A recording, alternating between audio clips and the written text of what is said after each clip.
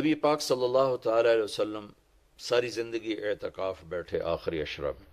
بدر کی جنگ 17 کو ہوئی تو واپسی تک رمضان گزر گیا، تو نہیں بیٹھے. فتح مکہ رمضان میں ہوا تو یہ 2 سال آپ مدینہ سے باہر تھے، باقی 8 برس آپ مدینہ میں تھے، اعتکاف فرمایا.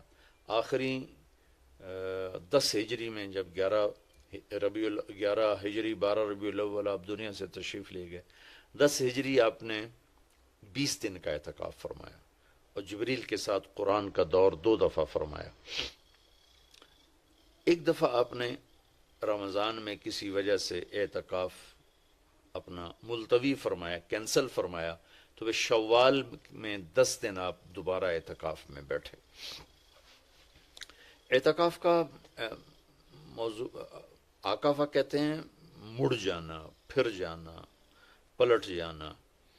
تو اعتکاف کا مطلب ہے کہ اس طرح یکسو ہو کے بیٹھنا کہ دل اللہ کی طرف پھر جائے، دل اللہ کی طرف مڑ جائے.